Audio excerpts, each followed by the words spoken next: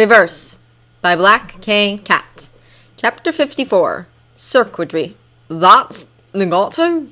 Sakumo asks, faintly skeptical, but his hands are still gentle, as he lets Orochimaru slide to the ground, good shoulder braced against the trunk of a tree.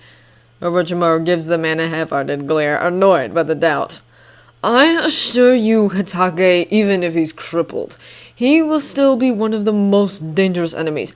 It's not that. Sakumo interrupts, though he keeps his voice low. His eyes flicker back towards the clearing, almost out of sight from their position.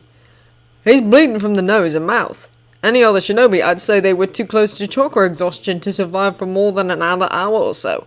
Eyes narrowing, Orochimaru runs through all the situations he knows of that might lead to Nagato overexerting himself to that extent. Not Rinne Tensei. That would wither Nagato as he completed it, feeding on his life if he tried to perform it without the necessary chakra. All of his other abilities are channeled through the paths, though, and Orochimaru doesn't have a complete knowledge of them anyway. He had attempted to find out because the Rinnegan was the biggest draw as far as joining the Akatsuki was concerned, but Nagato was unforthcoming. I don't know what he's attempting, he confesses, and it's bitter. Orochimaru hates little more than not knowing something. It will likely not end well for those fighting him, however. Sakumo doesn't waver, simply nods and rises to his feet, drawing his tanto from its sheath on his back. He weighs it in his hand for a moment, then says, as if it's an afterthought, Thank you for recreating this. I'd feel naked without it. Orochimaru snorts, but keeping his eyes open is too much effort at this point. He lets his head drop to rest against the trunk and says, I had hoped it would jog your memory if Uzumaki's seal failed. Willpower has never been something you've lacked, Hitake. A wry, bitter smile twists Sakumo's face, just visible under the veil of Orochimaru's lashes, and he doesn't answer. How far? He asks instead. You said I needed to remove him, but what's the minimum necessary distance? That, at least, is something Orochimaru has had more than enough exposure to judge. Over a mile at least. More if you want the past to collapse rather than simply lose their abilities.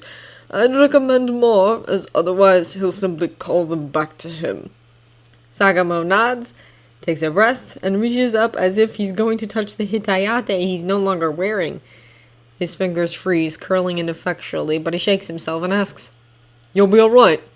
Go, Hitake. Orochimaru is exasperated, and it makes Sakumo cast him a crooked sideways smile before he leaps forward with a flicker of blazing white chakra. There's a surprised cry, a clang, a burst of chakra that sends heat washing over everything. Orochimaru is in no position to see anything, unfortunately, but when the sounds abruptly cease with a scatter of whirling leaves, he leans his head back against the trunk, grimly satisfied. The bleeding from his wounds is slowing, even if he doesn't have quite the skill necessary to regrow skin. If he had even slightly more mobility, this would be the perfect chance to escape. There are no eyes on him, no enemies close by. Everyone is an enemy now, though Orochimaru supposes not all that much has changed. The masks have been stripped away, that's all. He's stopped playing, and it makes him angry, furious. So close to his goal, so painfully close, and now it's turned to dust a heartbeat before his fingers can close around it. He's just about to close his eyes when the ground starts to shake. No time for dwelling, he tells himself, getting a hand on the trunk and taking a careful breath. Shinobi can only run so fast. Even if Nagato isn't fighting back, which he undoubtedly is, it will take a few minutes for Sakumo to get him out of range. And in the meantime, whatever jutsu he was attempting will be more than powerful enough to... Stones are rising, slow and stately, towards a black sphere that blots out the sun. The fact that Orochimaru isn't aware of the nature of this technique doesn't keep him from recognizing that it's likely a devastating one. Moreover, a delay of this long in using it, clearly Nagato has been holding it in reserve, which means that it's final play, either an endgame or a last resort, and seeing as Mataro's aim is to capture the Jinchuriki, it's almost certainly meant to assist in that. Damn it, Orochimaru thinks, curling his fingers into the bark. Painfully slow, carefully deliberate, he gets first one knee under him, then the other, and cautiously pushes to his feet. The lightning bolt of pain the motion brings with it almost drives him back down, breathless and dizzy, but he forces himself upright anyway. For a moment, he considers hiding himself, waiting out the result of this battle and seeing which way the wind turns. Between two Uzumaki and Uchiha Madara, he can't quite say who will win, but if he simply lets them have it out, he can react accordingly when the dust settles. Of course, that doesn't account for the fact that Madara considers him a traitor, or that Sakumo might not have told Kushina about how he got the control seal to begin with. That's likely no longer an option, no matter how tempting the idea of sliding back into place so easily might be. What do you think Nawaki would say if he saw you now, his beloved teacher, trying to destroy Konoha? He'd be heartbroken.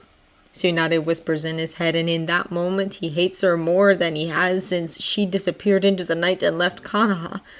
Left him behind. Well, looking at things logically, there's only one real choice. You set your feet on this path, so keep going, Jiraiya always told him when he faltered learning a jutsu or a kata. Unhelpful advice, aggravating, but strangely useful now, Orochimaru will admit, and he lets go of the tree, takes one wavering step forward, and doesn't fall. There's little chance he can reach Sakumo in time to warn him to stop Nagato's jutsu, but trying loses him nothing but time. Running footsteps, incautious with haste, make him freeze in his tracks. Before he can so much as turn, Konan bursts into the clearing, dark cloak flaring like wings behind her. She falters when she sees him, eyes flickering over his ragged hair, his blood-covered skin, the gaping wounds he hasn't managed to close. Comprehension is just a moment behind, with contempt on his heels, and she draws up, expression deadly with implacable intent. "Are you going to make me go through you, Orochimaru?" she asks bland, as if she doesn't care about his answer either way. "Are you in a hurry, my dear?" He counters, and the flirtatious lilt he gives the words is carefully practiced, engineered to unnerve. It makes Conan's lip curl faintly, though after so many months together she must realize it's only for show. "You're not going to be able to stop me," she says, eyeing his wounds, and Orochimaru very carefully doesn't grimace. She's right, unfortunately. Any fast moves at all will reopen them, and he's not arrogant enough to think he can fight Konan without quite a lot of effort. Nagato might outshine her on the battlefield, but she's one of the world's most dangerous kunoichi, and Orochimaru isn't about to forget that. Thankfully, Orochimaru hardly needs to fight her himself. He tests his chakra, finds bits of it trickling back. Not much, not enough for the massive and destructive jutsus he usually favors, and Konan can probably sense that, but enough, maybe. Orochimaru is willing to stake his life on it since he has to. He lets his power rise just a trickle and pulls it in his hands as he raises his arms. A wince almost escapes as torn flesh pulls, but he forces it down and gives Konan his best sly smile. "Would you care to test that theory, little girl?" Buried indignation surges in Conan's skin, seems to fracture paper, peeling away to whirl around her. "Move!" She snaps, and the papers fold themselves into shuriken and hurtle forward. It's as simple as breathing to shove all of the gather chakra into the tattoo on his left arm as he drops, and Orochimaru slams his palm against the ground with all the force he can muster. "Manda is going to eat you one of these days," Kabuto always tells him, entirely unimpressed, but he doesn't know the snake summons like Orochimaru does, hasn't spent years training beside him. Orochimaru doesn't fear his oldest summons, and never will. Manda is vicious, undeniably a bastard, but then so is Orochimaru. They're a matched set in all the ways that matter. The bloom of thick ash-white smoke is enough to cover the massive snake's first lunge, but Orochimaru can feel it in his bones as Manda moves, can track his smooth slide as he snaps his head forward, mouth open and fangs bared. There's a cry, startled and lost to movement, and in a rush the smoke shreds, a flurry of knife-edged origami scattering it. Orochimaru laughs a little to himself at the sight of Manda bearing down on Konan, even as he slumps back against the tree again, strength spent. The world spins, and he closes his eyes to block it out. Other senses are more trustworthy right now, so he focuses on those, on the pull of Nagato's jutsu in the sky, on Manda's chakra, on Konan's. Humans are unevenly matched against summons, even skilled humans, so he doesn't worry. Besides, this is more of a distraction than an actual fight. Aye, there's one damn big snake made me double take. Oh, lovely. The cavalry. Even if he wasn't the Akatsuki's spy master, Orochimaru would be well able to recognize the Raikage's brother and Kumo's elder Jinchuriki. Killer Bee is distinctive, and not just for the way he talks! Gritting his teeth, he forces himself up again and snaps, "Get the girl, not the snake, fool. She's with Akatsuki." "Watch your words, 'cause I'm no fool. Not worth much coming from Akatsuki's though," B tells him, dodging Conan's paper kunai, then slamming his hands together. The Hachibi's chakra crashes over them in a wave, settling like a cloak around B's body, and he grins. "Got a hunch and pull at her ear. They're up to something, that much is clear." Orochimaru has a headache, and he's fairly certain it's not solely from blood loss. "Then stop rapping and finish her. There's no time." "Are you helping him?" A new voice demands, and in a blur of green chakra, an Uchiha boy lands just behind Manda, pointing at Orochimaru like he can't believe his eyes. It takes effort for Orochimaru not to roll his eyes. "Clearly," he snaps, and that ridiculousness, so much like Jiraiya's, is familiar enough to spark recognition. Uchiha Shisui, graced with one of the most powerful manifestations of the Sharingan, a very clever mind, and all the composure of a particularly frazzled ferret. There's a reason Orochimaru always gravitated towards Itachi, even beyond his brilliance. "I'm so confused," Shisui laments, even as he pulls a length of ninja wire out. This time Orochimaru really does roll his eyes. "The Jinchuriki has her," he says sharply. "In the forest, Hatake Sakumo has Pain's main body. Help him before that jutsu completes." "Like hell!" Shisui spits, and in a whirl of leaves, he's gone too fast for any eye to catch. Konan appears briefly, leaping away from B and fires sparks. Shisui shimmers into view in the midst of the blaze, sweeping it around him like a tide before the moon, and it crashes into the Konoichi with nearly as much force. B calls something bright and enthusiastic, but Orochimaru doesn't catch it even as heavy-hot Biju chakra surges. Instead, all of his attention is on the second figure in an Anbu uniform who drops into view barely 3 paces from him. Tenzo stares at him for an endless second, dark eyes full of something that Orochimaru can't quite identify. Fury, maybe, or fear, or perhaps something else entirely. Then, deliberately steady, he asks, "Which direction?" How unnerving, Orochimaru thinks, distantly bemused, and smiles a little to himself as he resettles his shoulder against the tree, letting it take his weight.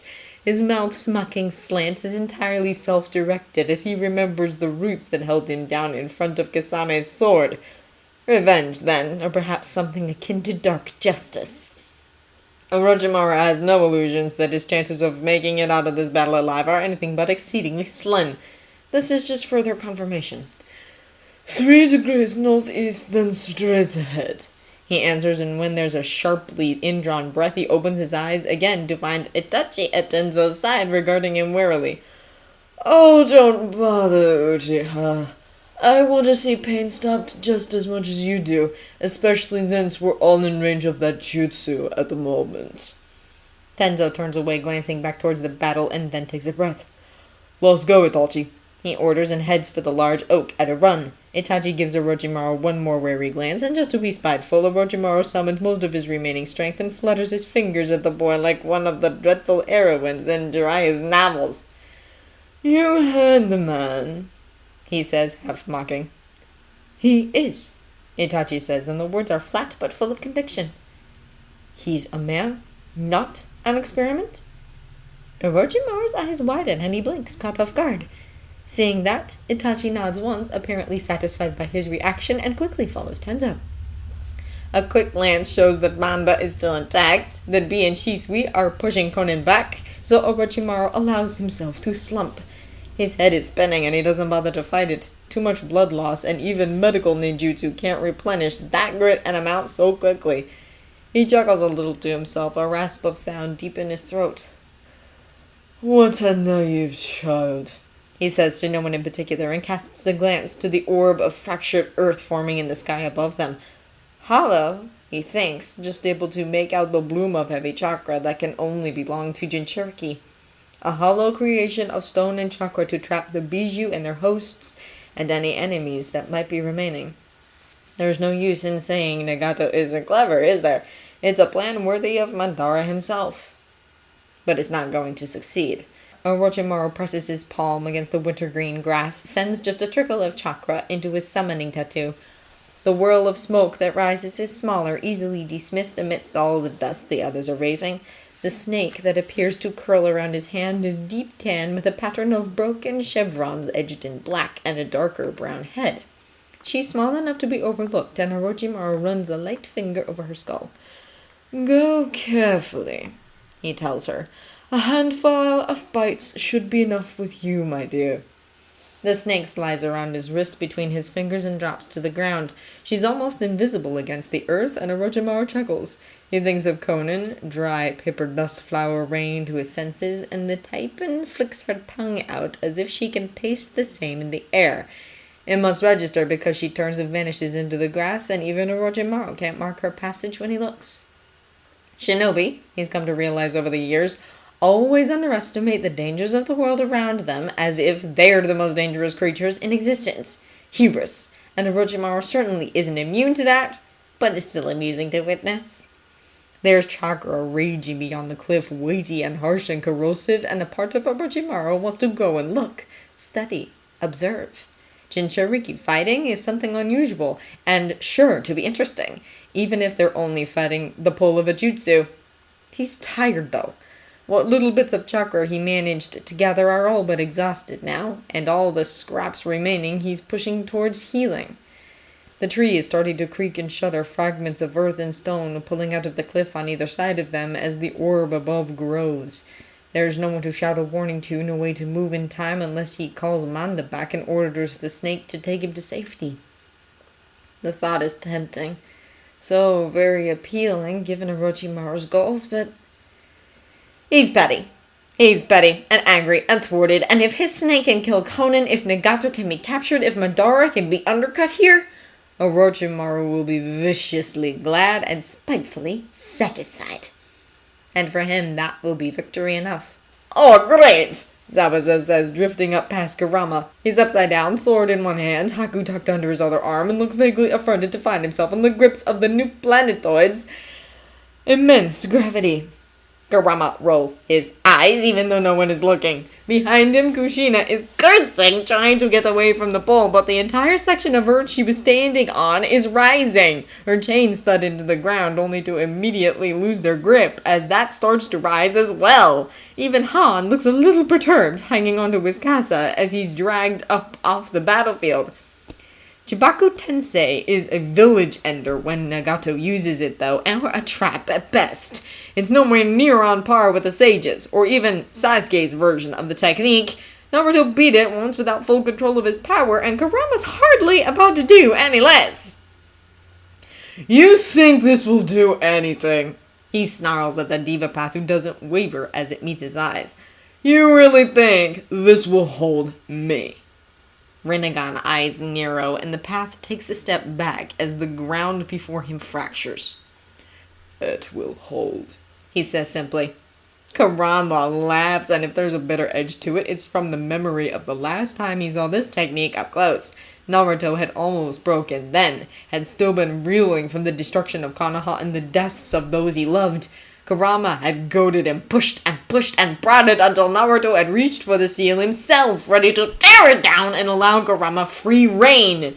Minato's chakra impression was the only thing that stopped him then. A return of conscience, a slap to the head, and he'd ended up making Nagato an ally, even with so many deaths between them. Kurama isn't Naruto, and never can be. He isn't about to lay out a welcome mat for those who hurt him, not without a lot of other incentives, and he's definitely not about to hold back for fear of hurting his enemy. Turning, he leaps from the spur of rock beneath him, but rather than trying to jump back to the ground, no matter how much he wants to pound the path's face in, he aims upwards. A strong push, aided by the gravity, and Kurama reaches! It's harder to channel the same amounts of chakra that he used to as a Biju now that he's in this body. Human chakra pathways simply aren't designed for the load, and while Naruto's body has hosted him since birth and is better for it than most, it's still an effort. Not enough of one to stop Kurama, though. He pulls and twists, molds and balances, 8 parts positive black chakra, 2 parts negative white, and they swirl together in the air before him. Kurama doesn't make any attempt to contain it to a hand gesture, doesn't try to keep it small because of collateral damage. He focuses all of his power on the Bijudama, lets it build until it's taller than he is, a seething warp of chakra ready to destroy.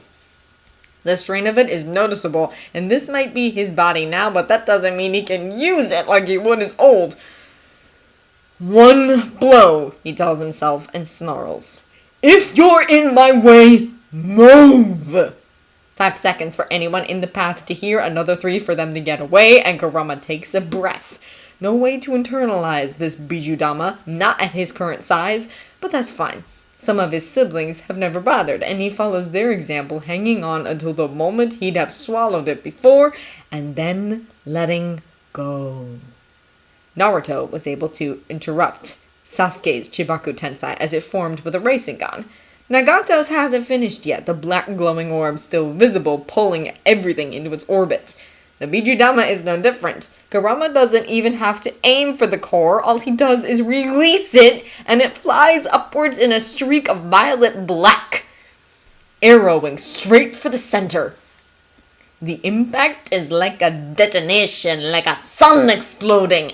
Light flares magnesium bright and destruction ripples out like a wave to shatter stone. The force of it hits like a hammer, throwing Kurama back to slam into the fractured wall of the canyon, and stones rain down on top of him. A hard leap carries him to the side, out of the path, and he doesn't bother pausing. Breath comes hard, his lungs tight with spent effort, but wherever Nagato is, he's likely in far worse shape anymore, and... You're more powerful than I anticipated, the path says darkly and ducks Kurama's claws as they swipe at his face. Kurama bares his teeth, leaps to the side of a ripple of gravity, and takes advantage of the 5 seconds Nagato needs to recharge the technique to shove his way in and slam an elbow at the body's throat. You have no idea how powerful I am. He snarls as the Deva path reels away, clutching his throat. Another Bijudama, this time small enough to fit in his palm. But he thinks of Naruto's Rasengan and lets it spin faster and faster as he thrusts his hand forward and slams it into the path's chest. Dead flesh ruptures, and in the same moment all fragments of Nagato's power disappear from the piercings with their black receiving rods. Yahiko's body crumbles, devoid of all traces of life, to sprawl at Kurama's feet. For a long moment, the only sound on the battlefield is the clatter of stones, falling like light rain. Kurama feels his breath rasp in his throat and pulls back, coughing to clear it. There's no blood on his hands because long dead corpses don't bleed, but it's satisfying regardless. An enemy beaten, and if not the way Naruto would have, then at least Kurama's way, and that's good enough for him. Shinobi's sandals crunch lightly over the new layer of gravel on the road, and Kurama glances up, shoving his hair out of his eyes, to find Kakashi approaching. He doesn't look all that much worse for wear, though he's definitely a bit more ruffled than before, and he glances down at Yahiko's body with cool assessment. Is he going to get back up? He asks, and the words are wry, but the tone is serious. Kurama snorts, then leans down to press a finger to the chakra receivers. They're truly dormant right now, though, not a trace of power in them beyond the faintest echo, so he shakes his head. Not going to be a problem. Either Konan grabbed Nagato and got the heck out of here, or someone managed to kill the bastard. With a faint grimace, he considers burning Yahiko's body, but Jiraiya will probably take offense. Still, he doesn't have to be stupid about it. He looks for Kushina, who managed to land in a tree, and calls, Hey, tomato! Behind him, Kakashi winces. Screw you! Kushina calls back, though she sounds cheerful enough. What do you want, little brother? Kurama wants to punch her. Ain't saying he very carefully unclamps his jaw and growls, Can you seal this body like you did Toby's? I don't want Pain trying to use it again. Isn't he dead now? Kushina asks, but she drops down from the branches and comes over quickly enough that it's clear she recognizes it as a possibility. He was dead before, Kurama tells her dryly, then takes stock. Zabuza and Haku are on the far side of the canyon, with Zabuza bent over Haku and offering a hand. Yagura and Han both ended up along the other cliff, Han in a crater, and Yagura on top of a fallen shard of stone, and all around them the canyon is now much less narrow pass and much more new valley. No one's dead, it wasn't like that already though, so that probably counts as a success. I'll find the other ones too then, Kushina says, wrinkling her nose a little as she surveys the field. Whoa, I'll try. Green light sweeps over the edge of the cliff above them, then drops, and Shisui appears, touching down in front of Kakashi. One staggering step, and then he steadies himself and says brightly, Captain, you're still alive! That's awesome! I hate changing commanders halfway through the year. Kakashi doesn't quite roll his eyes, but it looks like it wants to. Shisui, where exactly did you go? Shisui gives him a tearful smile, though there's something dark beneath it. Killer Bee took off after Konan, so we followed, thinking she'd lead us to Nagato. Orochimaru intercepted her and tried to kill her, though, so we ended up helping with that. She got bitten by a snake and they managed to get away. She can make some kind of camouflage with her paper that even the Sharingan can't see through. Nagato, Kurama asks sharply, stepping around Kakashi's shoulder to glare at the Uchiha. Did he get away too? No, Shisui answers, meeting his stare without flinching. Atake Sakumo, Tenzo, and Itachi got him. He doesn't look overly healthy at the moment, though. And by that, I mean he looks like the next heavy breeze is going to make him start coughing up blood again and die. Good riddance, Kurama doesn't say. It does offer the problem of how they're going to cart Nagato in his walker all the way back to Konoha, though. They could just kill him here, or take his eyes, but somehow Kurama doesn't think Jiraiya will allow either of those things. It makes him scowl, considering options. Shisui? Kakashi asks quietly before Kurama can say anything. Apparently understanding what he means, Shisui tips one shoulder in a shrug. I could do it if you want me to, Captain. We'd have to wake him up again, and that's definitely a risk, but he's a captive, and all I need is a few seconds of eye contact. What? Kurama asks, faintly mystified. All respect to your magic eye jutsus, but I don't think a genjutsu will... Well, normally? Shisui agrees cheerfully, and his eye is slided to scarlet and midnight, spinning slowly in a way that raises every hair on the back of Kurama's neck. He takes 3 steps back before he can stop himself and has to swallow the growl that bubbles up in his throat. Shisui blinks at him for one moment, then rolls his eyes and says, I'm not going to use it on you! Kotoa Mazukami means I could turn pain into an ally just by telling him he doesn't want to fight Konoha anymore. That really doesn't help put Kurama at ease. He remembers all too clearly the first time he faced the Freak Squad, Tenzo dragging him to his knees and Shisui about to use his Sharingan on him. Only Fuji's appearance had saved him from that, and to find out that it wasn't just basic control but actual brainwashing? Kurama takes another 2 steps back and feels no shame in it. Fuck, he growls. Fair warning, brainwash boy. You activate those near me again and I'm going to pull them right out of your skull. Got it! With a yelp, Shisui leaps out of possible grabbing range, all but dunking around behind Kakashi as he puts the older shinobi between them. What? Hey, no, come on, you were done being terrifying to me! That is not fair! That is totally fair, Kurama counters, bristling. I've warned you, and I hate the Sharingan more than any other manifestation of chakra. Got it? Don't use it near me. And here is where I remember yet again that you threatened to eat our corpses, Shisui complains with a theatrical shudder. I've met other Jinchuriki now, and Han is 7 feet tall. So why the hell do I feel like you're still the scariest one? Kurama mirrors his teeth right back. Because sometimes you actually have sense, Uchiha. Kakashi sighs a little bit. Mama! He soothes as he steps fully between them. You're an ally, Kurama, so it's not a threat to you. Shisui, how likely is Pain to stay unconscious? A little wearily, Shisui straightens, though he keeps one eye on Kurama. Between the near chakra exhaustion and your dad hitting him with a paralysis heal? Pretty likely. Then we have time to decide, Kakashi concludes, though his expression goes minutely tighter at the mention of Sakumo. Guard him, and if he wakes up, take any necessary measures to suppress him. Yes, sir. Shisui salutes, then disappears in a blur. Kakashi doesn't quite slump, but it's close. His eyes close for half a second, and then he reaches up and pulls his hitayate back down over his Sharingan. Kurama studies him for a second, then looks away back over his shoulder. Crouched down by Yahiko's body, Kushina is watching them. Watching Kakashi in particular, her expression equal parts determined and sad. She rises to her feet and takes a step forward, then another, reaching out. You grew up, Kakashi, she says gently, and Kakashi visibly flinches. Kushina ignores it, curling a hand around his shoulder and tugging a little, and as if she's an irresistible force, Kakashi turns.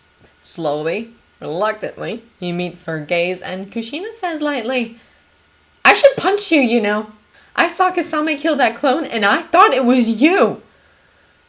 I'm gonna survive it, Kakashi says, equally light, and Kurama wonders if he's the only one that can hear the threat of, despite myself, that's buried under the words. Kakashi pauses, though, clearly debating something, and glances up.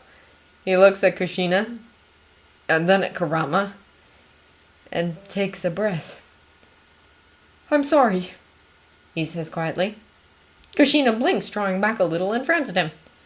For what? Kakashi, if you're blaming yourself for not saving us, or for what happened that night... No, Kakashi interrupts and then winces faintly. Not just... That isn't what it's for. For Naruto. For what I should have done for him, but didn't. I abandoned him, even though I knew you would have wanted me to... You were 14, brats! I would have liked to have you raise him, but I wouldn't have expected it! Kushina ups. Just being around him? She must catch something in Kakashi's face because she trails off, eyes narrowing. Kakashi? He doesn't know. Kakashi says, and that tone might pass for bland to someone who doesn't know him, but Kurama can hear the strain beneath the surface. Until 2 weeks ago, he didn't even know my name. A month ago, he didn't even know yours. Or Minato Sensei's. Naruto didn't even know he was in Jinchuriki until Kurama found him. Right. Kurama starts taking a step forward because he knows exactly how this is going to end. He's not nearly fast enough, though. Before he can even get another word out, Kushina rears back, balls up a fist, and punches Kakashi square in the nose.